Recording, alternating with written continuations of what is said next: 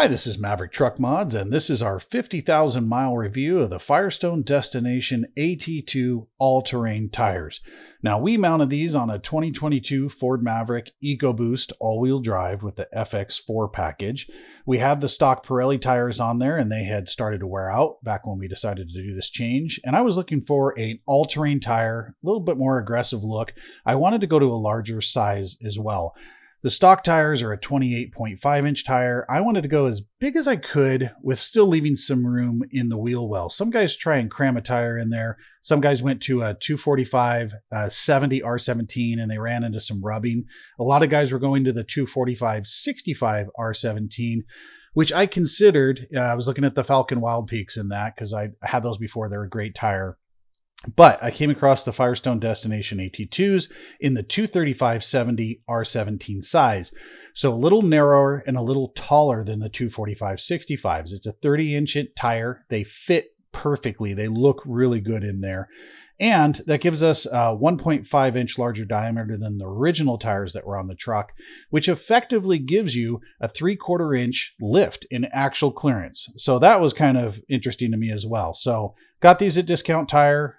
They're a little pricey, not terrible. Got them put on and they were awesome. Initially, when I put these on over the Pirellis, I noticed quieted down because the Pirellis had started wearing out. The road noise was getting bad. And I thought, oh man, I'm going to go to an all-terrain tire. These are going to be loud. They actually were pretty quiet comparatively. So was impressed with that. Got to try them out on wet conditions. I live in Washington State, so we get a ton of rain. Got to try them out in some pretty heavy snow. And also got to try them out at the beach in some hard packed sand and some soft sand. So first thing, clearance. At full turn, these don't have a ton of clearance, but otherwise they're fine. And, you know, when you're looking at them in the rear wheel well, they have plenty of room. I was a little concerned maybe in snow it'd be an issue. It never was. And you can see here, when they are not at full turn, plenty of room in there. There was a little bit of snow buildup, which I also had with the Pirellis previously, but overall, not an issue.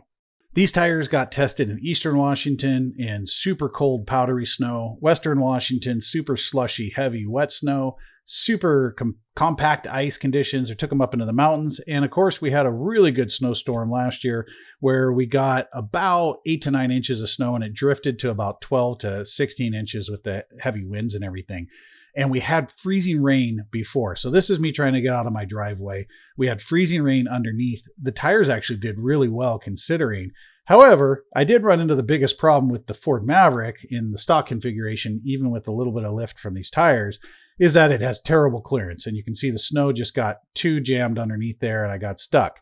However, after shoveling, you can see no problem at all. I had so many opportunities to test them out. I was so impressed. They did really well.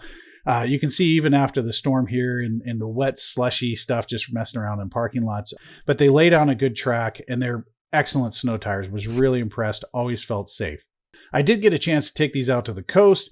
We have some beaches where you can drive on the beach, and this is all hard pack, obviously, so it's not going to be the most exciting visual. However, I did take these tires and test them out in some deeper soft sand. They did really well. We had to air down our tires a bit because we actually almost got stuck, but they've been fantastic, and they're looking really good. I've got a little bit of wear on them, but I'm at 50,000 miles, and I still have another season left in these. A little bit wear on the sidewall from teaching my kids to drive and a couple of curbs.